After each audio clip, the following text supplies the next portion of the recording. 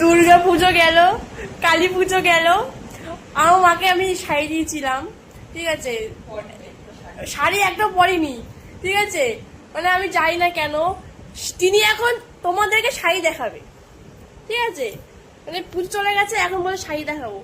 তো ও আমাকে ভালোবেসে শাড়িগুলো দিয়েছে, আমি পরিনি, সত্যি ওর কষ্ট লাগারই কথা।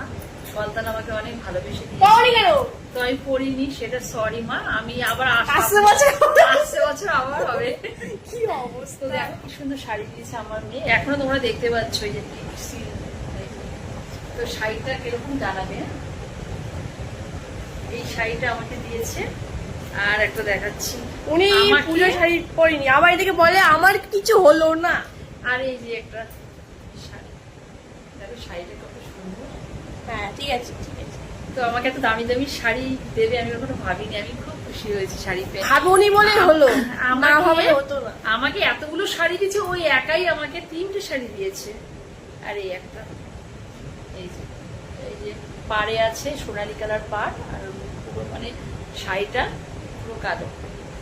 তো এই 3টে শাড়ি আমাকে দিয়েছে, আমি পরিনি, ওর মনটা খুব খারাপ। তো আমি ওকে জ্বালাতন করছি, ডিস্টার্ব করছি, যে বন্ধু কারণ তো আছে, কারণ আছে মানে দুর্গা পুজো তোমরা জানো সেভাবে বেড়াতেই পারিনি, বৃষ্টি হয়েছিল, শরীরটাও খারাপ হয়েছিল, সেভাবে কোথাও বেড়াতে পারিনি। আর কালী পুজোয় 2 দিন আমি বেরিয়েছিলাম 2 দিন, আর ও 3 দিন বেরিয়েছিল, দাদার সঙ্গে 1 দিন, মাসির সঙ্গে, আর ওর মাসির মেয়েদের সাথে। ও 3 দিন বেরিয়েছিল, আমি 2 দিন বেরিয়েছি।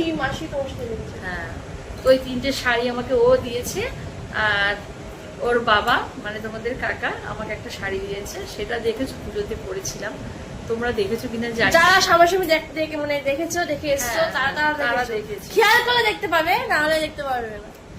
তো সবাই পুজোর আগে দেখায়, পুজোর সময় দেখায়, আর আমি পুজো চলে যাওয়ার পরে দেখালাম।